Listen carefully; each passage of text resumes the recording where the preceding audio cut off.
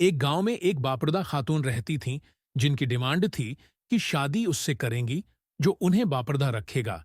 एक नौजवान इस शर्त पर निकाह के लिए रजामंद हो जाता है। दोनों की शादी हो जाती है।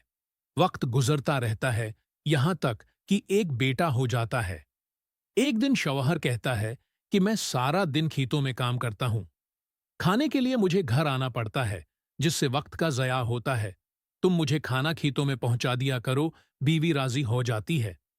वक्त गुजरते गुजरते एक और बेटा हो जाता है, जिस पर शौहर कहता है कि अब गुजारा मुश्किल है। तुम्हें मेरे साथ खेतों में हाथ बटाना पड़ेगा। यूं वो बापरदगी से नीम पर्दे तक पहुंच जाती है और तीसरे बेटे की पैदाइश पर उसका शौहर मुकम्मल बेपर्दगी तक ले आता है। वक्त गुजरता रहता है, यहां तक औलाद जवान हो जाती है। एक दिन यूं नहीं बैठे बैठे शवहर हंसने लगता है।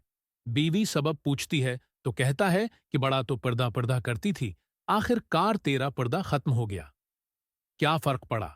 पर्दे और बेपर्दगी का जिंदगी तो अब भी वैसे ही गुजर रही है।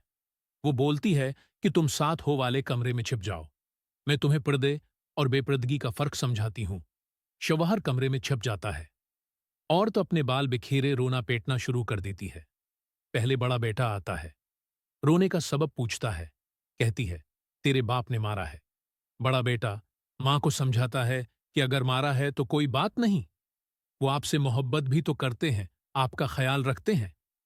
वो समझा बुझा कर चला जाता है। औरत फिर से रोने की एक्टिंग करती है और मंझले बेटे को बुलाकर बताती है कि तेरे बाप ने मुझे मारा। मंझल्ला बेटा को गुस्सा आता है।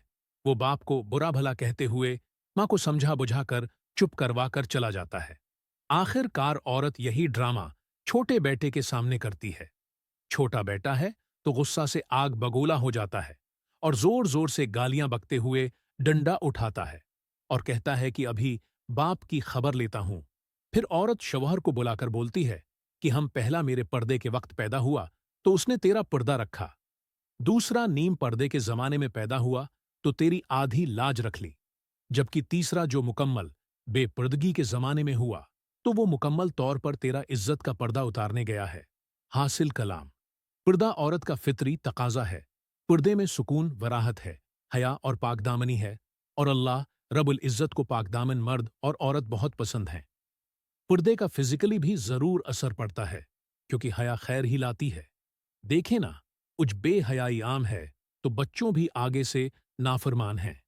आज रब के मुताबिक जिंदगी गुजारो ताकि आखिरत की जिंदगी आपकी मर्जी मुताबिक हो जाए। जहां माँ बाप शरीयत की पासदारी वाले होते हैं, वहां अजीम औलादें जन्म लेती हैं। आ जाएं अभी भी।